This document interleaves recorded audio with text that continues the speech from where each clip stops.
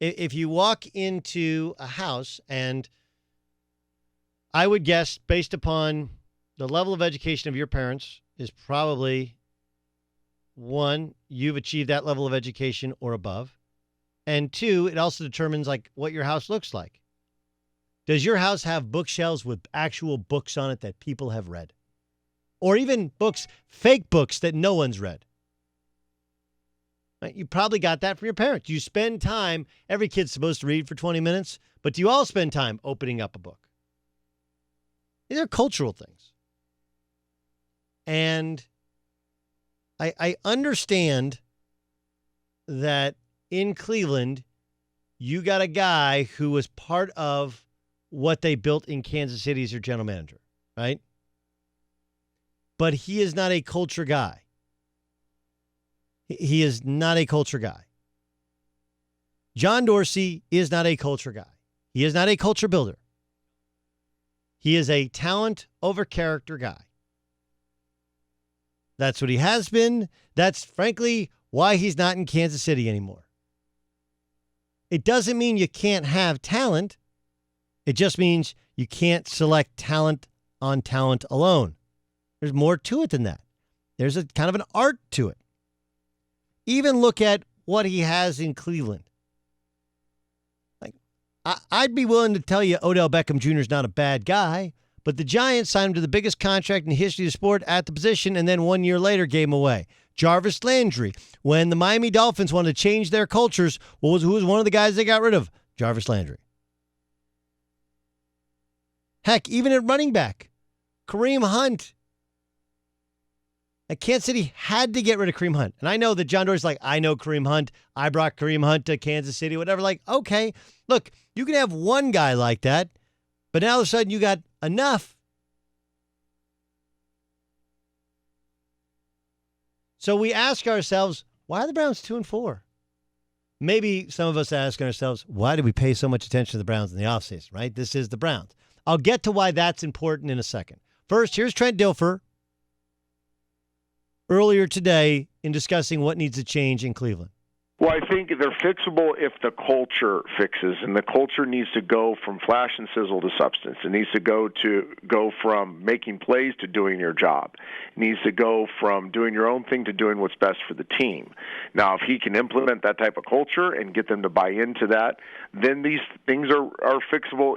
They're easily fixable, but it takes total buy-in, especially from your stars. It takes it from your best players, your Baker Mayfields, your Odell Beckham Jr.'s, your Nick Chubbs, your defensive leaders, your Garretts. Those guys have to buy in.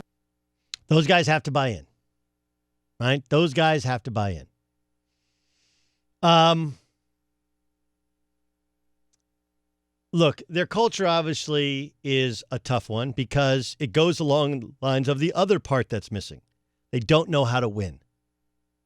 And it's really hard to teach a team how to win when the head coach hasn't ever won. It's really hard to implement a culture, one, in midseason, and two, to a team that hasn't had a strong culture because they've had a turnstile at GM, a turnstile at head coach, and previous to last year had won one game in 2 years. Their culture is one of dysfunction, of constant movement. And when you bring in guys who are jettisoned from other places because their previous spots wanted to change their culture, it tells you what you got. And it's it's hard enough to do in the offseason. It's nearly impossible to do in the regular season. And then add on, you have a coach who's never done it before. And you're almost asking the impossible of the Browns. That's what we've done. We kind of asked the impossible. I was telling about fatherhood, okay? And my son is 10 years old. He's a very good athlete, but I probably got him stretched too thin because I want him to play all these sports, and in California, you can play them all year round. So he literally is playing on a flag football team, a tackle football team. I coach him in a basketball team, and he plays like kind of on two baseball teams. Plays up and is like a platoon player kind of playing up. And when he plays his age, he's a really good little player. And so one of the things I'm cautious of in how I parent him and evaluate his growth in each sport is I don't want to. I told him yesterday he played 2 basketball games. He's a small 5th grader and a youngish 5th grader playing against 6th and some 7th graders. And I was like, look, don't try and do too much. Don't try and make a bunch of moves and go through your legs. If you're open, shoot the ball. If you want to make a move, make a move. If you're not, pass the ball. That's it. Simplify, which is what you want to teach all kids to do, but you don't want to ask something of yourself and like, hey, dude, you haven't been working on your moves that much. We haven't made you go to all the workouts because you're doing other sports. That's fine. It's the same thing when you're playing baseball. Like, you got to be reasonable with your production. You're not going to be great if you haven't practiced to be great. Right? So I kind of think we weren't reasonable. We haven't been reasonable about the Browns. This is kind of par for the Browns course to begin with. We're like surprised. Like, man, can't believe they have Odell Beckham Jr. I can't believe they have Jarvis Landry. And I can't believe they have all these other things going for them. And they're the Browns. This is their culture. This is who they are. There's a reason the names on the back of the jersey change and the spot in the standing seems to stay the same. Right? The hardest thing to do in sports is plant the seeds of winning over the seeds of doubt. And anybody who has a favorite college team or pro team that you feel like is a loser, you know exactly what I'm talking about. Puh! Here we go again. Right? Same old Chargers, right? Like, look, the Chargers are down a kicker, right? The Money Badger's been out. But last week, they go for it, 4th and 1, last play of the first half, trying to turn around a disappointing first half. They don't get it. This week, they decide to kick a field goal, 4th and 1, and they miss it at home. And you're sitting there going, same old Chargers, because you expect them to underachieve whatever your level of expectation are. That's who they are.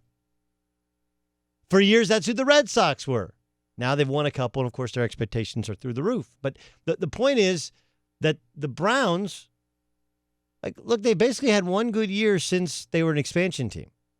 One. And that is a really, really, really hard ship to turn around. That's the Titanic. Right? Why didn't they turn around from the icebergs? Do you know how hard it is to turn around a huge ship? They don't exactly stop and plan on a dime. Turn around a boat and a ship to begin with is hard. They don't really have brakes. And that's essentially what a football team is. And what's crazy is, from the start of the year where it looked like the Steelers are a disaster and they're on their 5th quarterback, and their defense got embarrassed at the hands of the New England Patriots again, right?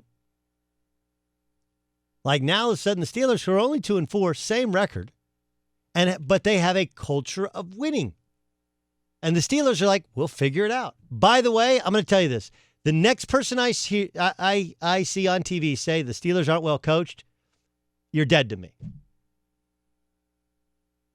They were magnificently coached yesterday. Magnificently. They got a quarterback who they didn't think would be on their roster this year. They're missing their 3 best players. They got rid of Antonio Brown. They got rid of Le'Veon Bell. There's no Big Ben. Okay? And what'd they do? They got after the Chargers with 4 down linemen. Right? They weren't blitzing. They just beat the crap out of the Chargers at the point of the attack. And then they ran the football, and everything they did for their quarterback, let's get rid of it quickly. And on 3rd down, a ton of screen game. And they punted it when they should punt it. They kicked a field goal when they should kick it.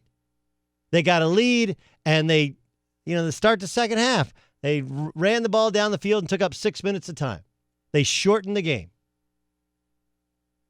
And look, the Chargers still had an opportunity there late with the ball, but it was down at the 1-yard line. Perfect execution. That was a well-coached football team. Do you know how hard it is to win on the road against the Chargers and Joey Bosa and some of those dudes on a Sunday night with a quarterback whose claim to fame is he's the best duck caller at Alabama? Like, are we kidding ourselves? That was a beautifully coached team. But part of it is they have a culture of, hey, we're going to figure it out. They've run the same defense for 25 years. They have not changed. They've changed. Their linebackers are faster now, have to cover more now. That's how they've evolved. But it's the same defense for 25 years. But they didn't have to blitz last night. They weren't Blitzburg. They didn't have to blitz. They got up to 4. They beat the crap out of the Chargers with 4. So there's no greater display of how hard it is to change a culture and how hard it is to teach a team to win than the Chargers. Than Chargers with the Browns and the Steelers. Same division. And you'd say name-wise talent, both sides of the ball, you'd take the Browns 6 days a week and twice on Sundays. But one team has a culture where they'll figure it out and they're going to find a way to get the most out of their team. And they got a coach who's never finished below 500. And the other one's got a guy who is trying to teach a team to do something he ain't done himself. We're asking the impossible of the Browns. Hi, I'm Doug Gottlieb from Fox Sports Radio, and you need to subscribe to the Fox Sports Radio YouTube channel where you can hear and see me. Why not? Plus everybody else who's awesome here in Fox Sports Radio.